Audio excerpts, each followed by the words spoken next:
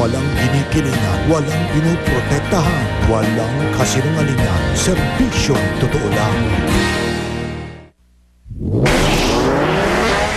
Saksihan!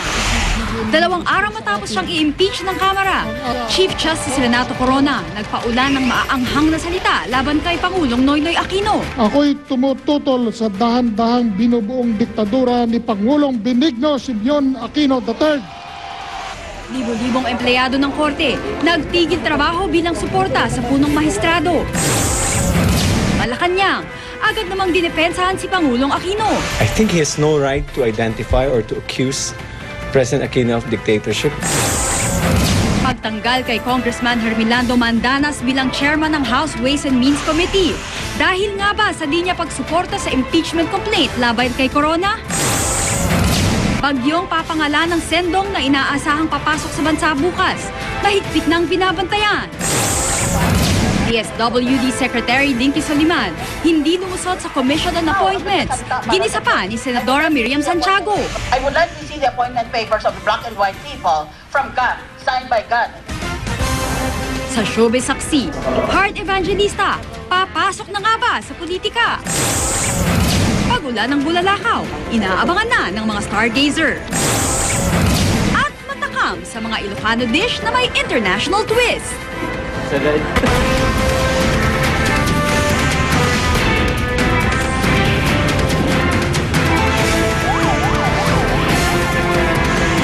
Saksi!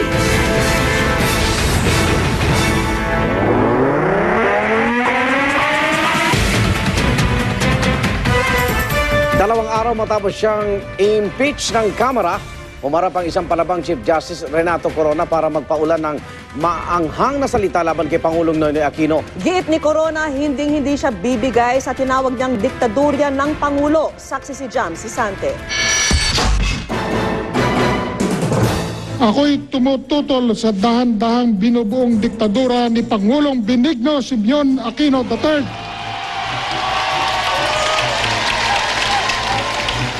Diktadorya, ganyan ko isalarawan ni Chief Justice Renato Corona ang administrasyon ni Pangulong Noynoy Aquino sa kanyang pagharap sa libu-libong mahistrado, hukom at empleyado ng mga korte na nagtipon sa labas ng Korte Suprema.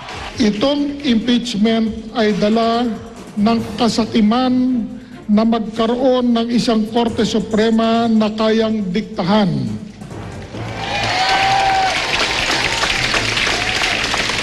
Na nakukuha sa tingin at nagkakandarapang ipatupad ang kanilang bawat hiling. Sapagkat ang tunay na layunin ay wasaking ang hudikatura, wasakin ang ating demokrasya at pairaling ang utos na mahal na hari.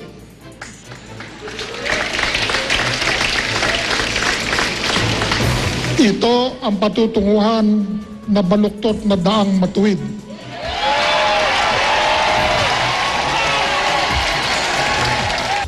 Giit ni Corona, wala raw basihan ng impeachment complaint laban sa kanya, kabilang ang hindi niya umano paghahain ng Statement of Assets, Liabilities and Net Worth na taon-taon naman daw niyang isinusumite. Kaya handa raw siyang humarap sa Senado para sagutin ang bawat punto laban sa kanya. Binanatan din ng punong maestrado ang mga batikos kaugnay sa pag-appoint sa kanya sa pwesto ni dating Pangulong Gloria Arroyo. Dapat raw po hindi ko tinanggap ang paghirang sa akin. Bakit po ba? Bakit po ba? Para si Ginoong Aquino ang makapagtalaga ng kanyang sariling Chief Justice na hawak niya sa leeg?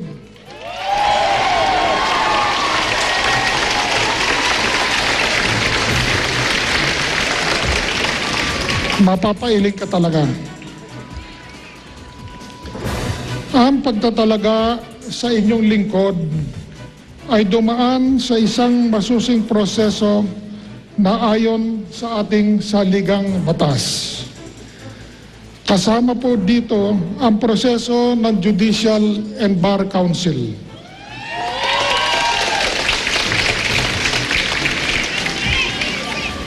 Na noon ay pinangungunahan ng ating dating punong maestrado Renato Puno. Matagal na po itong pinagpasyahan ng Korte Suprema. Matagal na pong tapos ito. Kung may reklamo man sila sa hatol ng Korte Suprema, sana ay noon pa ipinaglaban na nila. Ipinagtataka rin daw ni Corona kung bakit daw tila mag-isa siyang pinag-iinitan ng ehekutibo para sa mga desisyon ng buong Korte Suprema. Sa loob ng gabinete, ang utos ng hari hindi nababali. Pero dito po sa Korte Suprema, ang pananaw ng buong maestrado ay isa lamang. Matagal na po akong nagtitimpi.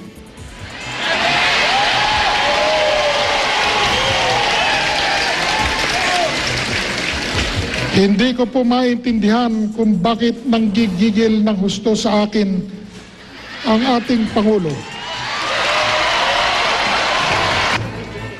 Wala po akong kasalanan sa inyo, Ginoong Pangulo.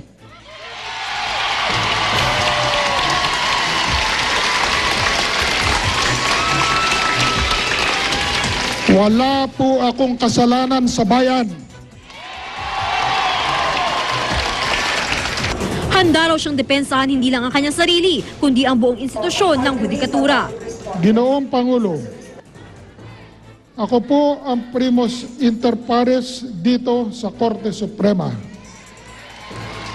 Ang ibig sabihin po nito, kung kailan ko hindi nyo naiintindihan,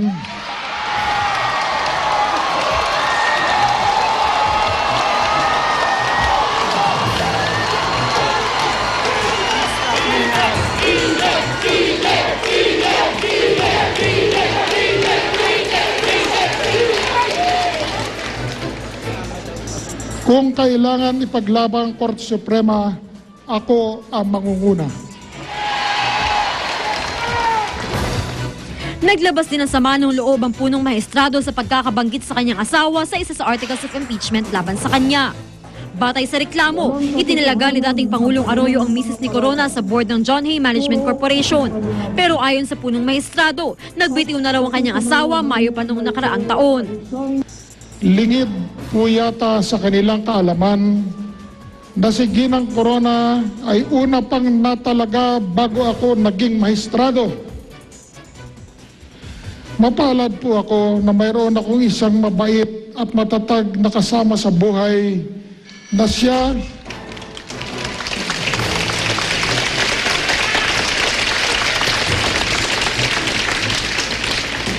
ring pinagkukunan ko ng lakas at inspirasyon. Mahal na mahal kita.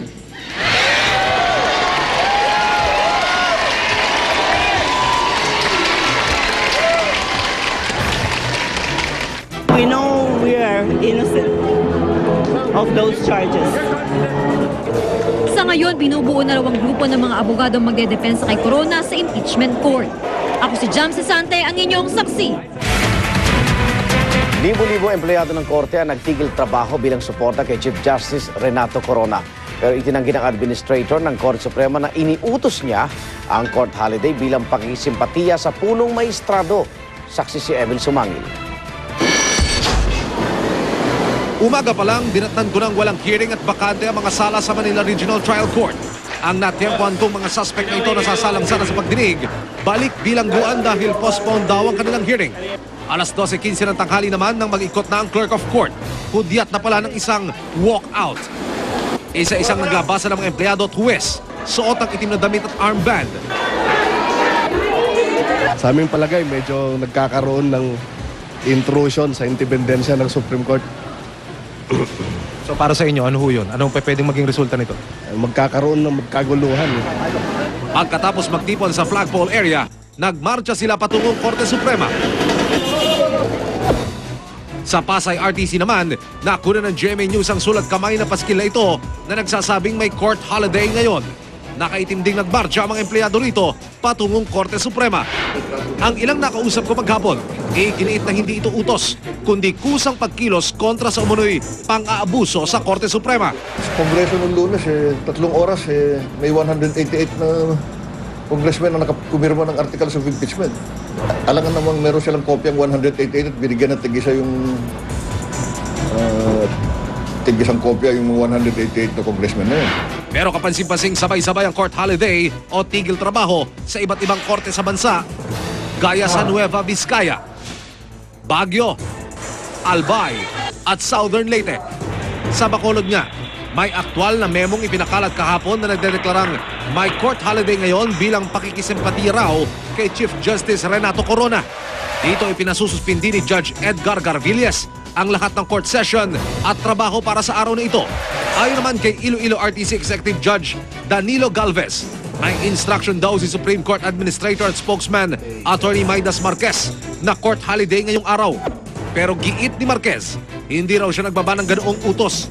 Inanyayakan lang daw niya ang mga huwes at kawani ng korte na makinig sa talumpati ng punong maestrado. Paglabas sa SC compound ng mga nagtigil trabahong empleyado, nakaharap naman nila ang Bangsamoro Solidarity Movement na kontra kay Corona. May batas kasi na napasa na itong Republic Act 10153 na naglalayo magkaroon ng reforma, masimulan ng reforma sa ARM. Ang aktor na si Pen Medina, di man kasapi ng naturang grupo, kaisa raw nila sa panawagang dapat maalis sa Korte Suprema si Corona. Pagkakataon na natin mga Pilipino to, huwag kayong bibitaw. Kahit anong pambobola ang gawin, huwag kayong maniniwala. Mag-aral kayo, mag-isip kayo ng sarili. Agad nang pumagita ang mga pulis bago pa pauwi sa gulo ang patutsadahan. Emil Sumangil ang inyong saksi.